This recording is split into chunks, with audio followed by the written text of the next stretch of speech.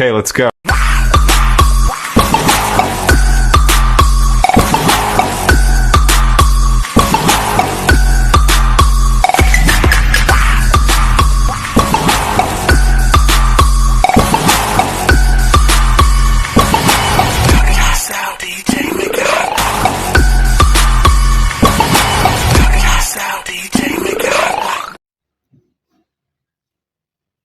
Assalamualaikum.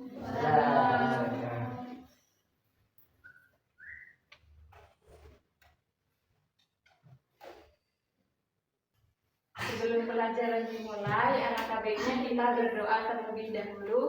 Berdoa sesuai keyakinan masing-masing. Berdoa dimulai.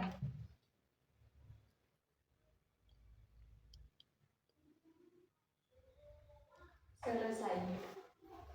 Untuk materi hari ini kita melanjutkan bab dari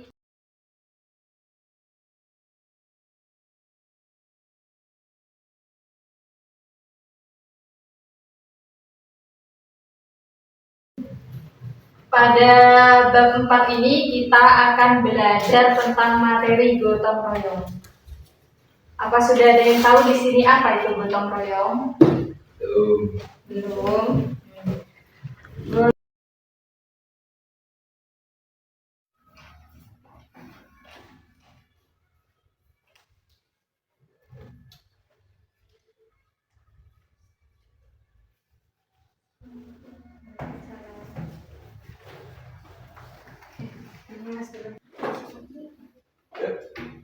Sekarang saya absen dulu ya. Ahmad Muwafiq. Udah ada. Farel. Muhammad Zezadeta. Muhammad Adri. Husnia. Winda. Safira. Muhammad David Beckham. Ada main bola di sini. Yang mana ada? Ini siapa? Bukannya? Udah. Oh. Kelas 1 udah. Oh iya.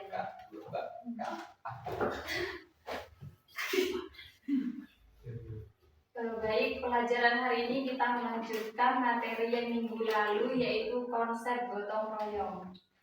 Sudah ada yang tahu apa itu gotong royong? Belum. Gotong royong merupakan identitas dan kekayaan budaya Indonesia. Seperti ada kata pepatah itu yang mengatakan berat sama dipikul dan ringan sama dijinjing. Apa ada yang tahu arti dari pepatah tersebut?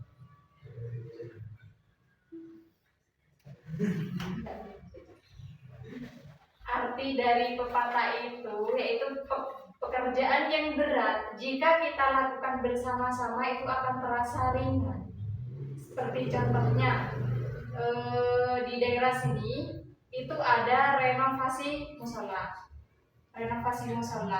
Jika kita hanya mengandalkan tenaga dari Pak Tukang itu kan terasa berat dan prosesnya itu lama. Dari situ kita belajar, kita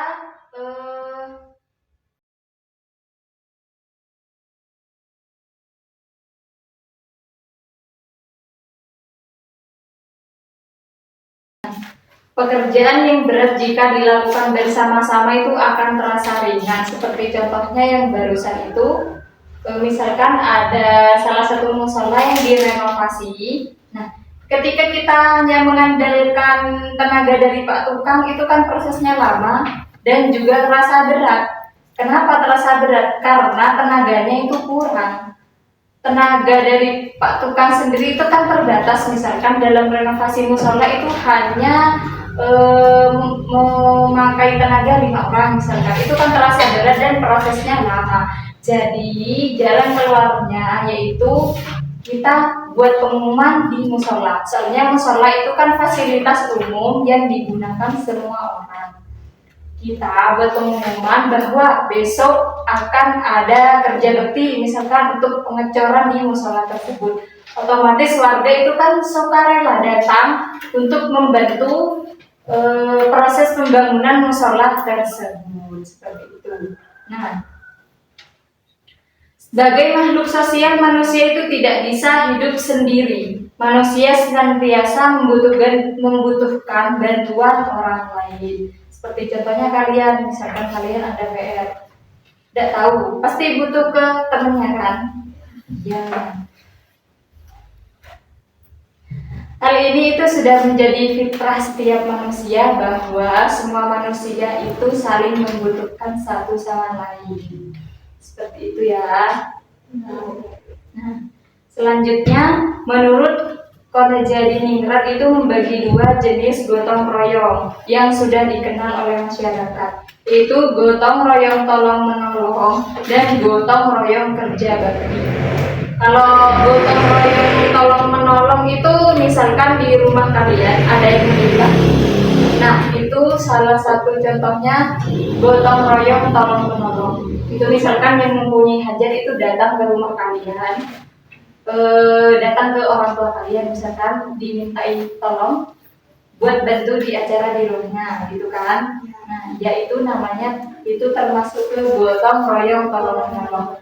Kalau gotong royong kerja bakti itu seperti contohnya yang renovasi musola barusan, itu kan termasuk kerja bakti karena itu untuk fasilitas umum, untuk kepentingan umum. Sedangkan gotong royong tolong menolong itu untuk kepentingan pribadi. Misalkan saya seperti kalian ini kan termasuk gotong royong tolong menolong karena saya ini kepentingannya saya dan saya meminta bantuan kepada kalian, seperti itu.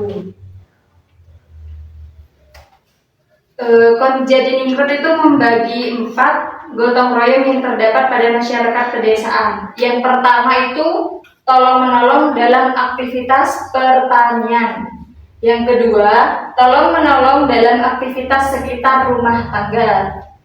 Yang ketiga, tolong menolong dalam aktivitas persiapan pesta dan upacara. Yang terakhir, tolong menolong dalam peristiwa kecelakaan, bencana, dan kematian. Misalkan kalau di jalan ada orang kecelakaan, itu kan pasti ada beberapa orang, ya, ada beberapa orang yang membantu, sukarela kan dari diri sendiri ada yang membantu.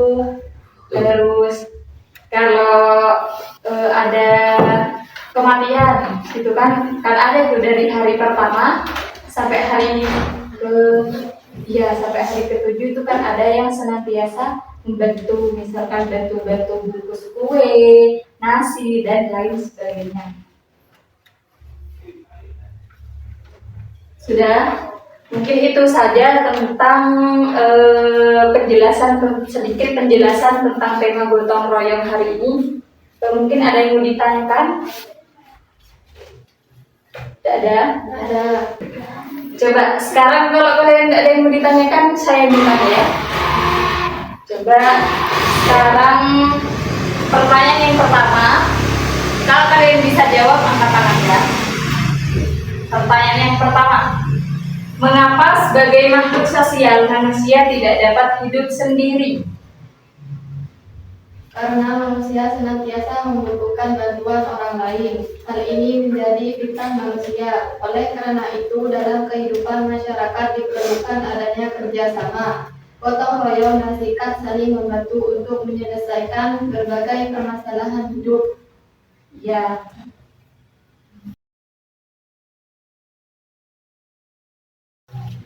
Jawaban adiknya barusan sudah tepat sekali, dan teman-teman yang lain mungkin ada yang punya jawaban lain. Ada. Ya sudah, lanjut ke pertanyaan selanjutnya. Khordadiningrat membagi 2 jenis gotong royong yang dikenal oleh masyarakat. Coba disebutkan. Gotong royong tolong menolong, gotong royong kerja bakti. Oh ya. Contohnya itu seperti apa? Kalau gotong royong tolong menolong dan gotong royong kerja bakti.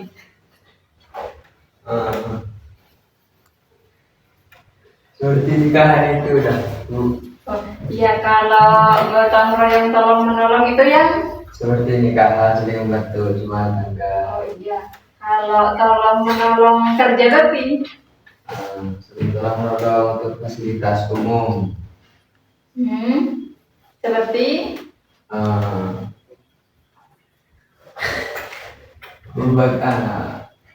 merenovasi musola.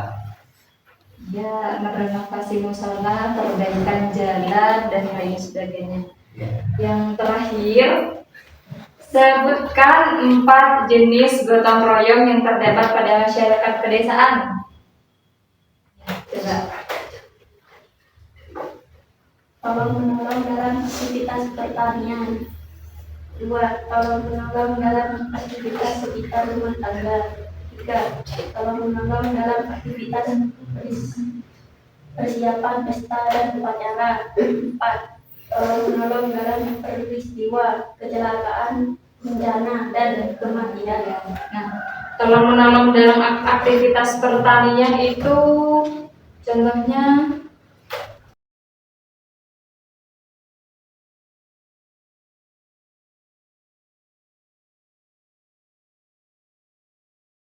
di pedesaan itu biasanya di lingkungan kita sendiri biasanya seperti proses pelaksanaan panen padi, kan ada yang dari tetangga, dari warga-warga sekitar ikut apa itu namanya ngarit, ya. Oh ya, itu kan juga bisa termasuk mungkin. Ikut diaduk bang. Apa katanya? Itu Gini tuh. Iya. Oh iya. Apa bahasa Indonesia bro? Apa ya? Kupati itu kan? Iya. Ya, kupati. Domba. Jadi itu juga termasuk salah satu contohnya. Kalau contoh menolong dalam aktivitas sekitar rumah tangga, apa ada yang tahu? Aktivitas rumah tangga misalnya kalian dan ibu cuci piring, nyuci baju, nyapu, nah ya. Itu tolong menolong dalam aktivitas rumah tangga. Kalau tolong menolong dalam aktivitas persiapan pesta, kayak ada pernikahan, rewang, ya. Itu contohnya kan kayak kalian bantu-bantu di sananya, bantu-bantu bungkus kue, misalkan ya. Misalkan ada juga itu apa remaja kayak kalian yang di make up itu bantu di bagian apa itu? Iya, penerima tamu. Itu juga termasuk. Terus tolong menolong dalam peristiwa kecelakaan. Pernah kalian papasan sama orang kecelakaan? Ya itu kan biasanya dari diri kita itu kan refleks pengen bantu. Nah, kecuali ada seseorang yang tidak bisa bantu karena takut darah misalkan. Kan ada orang yang anti sama darah. Ada kan? Melihat darah itu ada yang pusing gitu kan. Nah, bukan.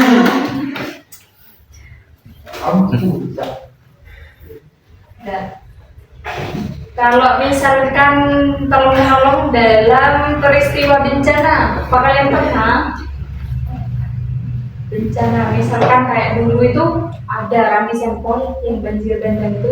Nah, tolong menolong dalam peristiwa bencana itu seperti contoh kita penggalangan dana, itu juga termasuk ke peristiwa bencana. Kalau di peristiwa kematian itu, tolong menolong di peristiwa kematian itu seperti contohnya ya kayak kita rewang ke rumahnya yang meninggal, yang berduka, kita ke sana misalkan bantu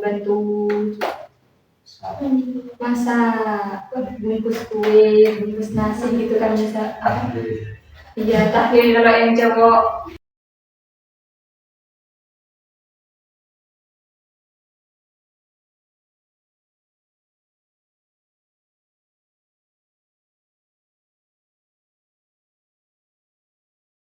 Itu sebagian contoh dari 4 jenis gotong royong yang dijelaskan oleh Konjo Diningrat. Setelah itu dalam gotong royong itu melekat nilai-nilai Pancasila, yaitu Pancasila ketuhanan, kemanusiaan, persatuan, musyawarah, dan keadilan sosial.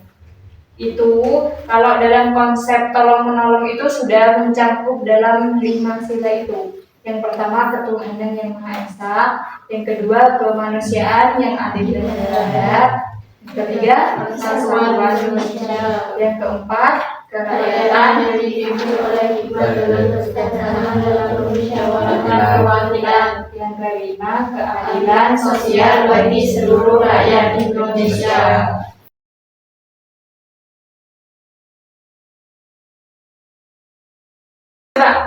Kalian mungkin punya contoh lain tentang ini, gotong royong.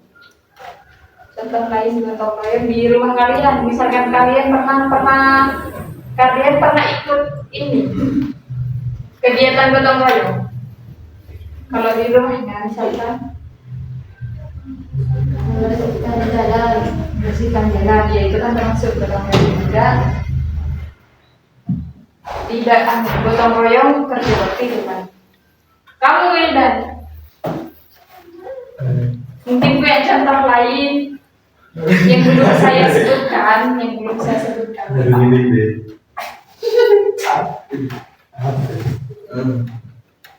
Bersihkan jalan. Ya, terus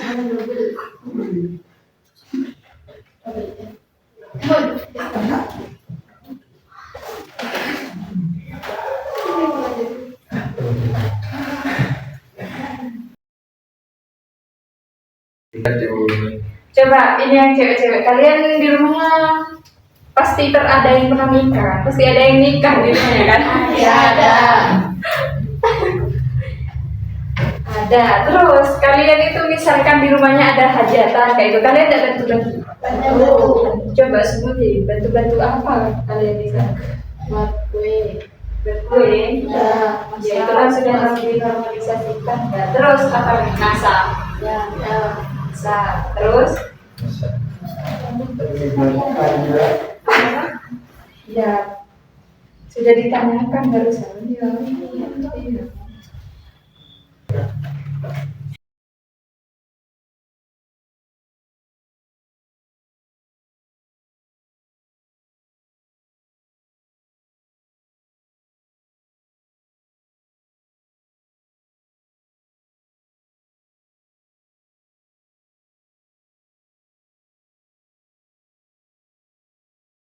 Mungkin sampai sini saja pertemuan kita hari ini. Semoga apa yang saya sampaikan bisa diterima dengan baik oleh kalian dan bisa diterapkan di lingkungan kalian masing-masing. Semoga menjadi ilmu yang barokah dan bermanfaat. Sebelum pelajaran saya tutup, kabarnya kita membaca hamdalah bersama-sama. Alhamdulillahirabbil alamin. Sekian dari saya. Jika ada kesalahan kata dan mungkin kesalahan kata yang kurang berkenan untuk didengar dan tidak enak didengar, mohon dimaafkan ya. Kurang lebihnya mohon maaf. Assalamualaikum warahmatullahi wabarakatuh. Waalaikumsalam warahmatullahi wabarakatuh.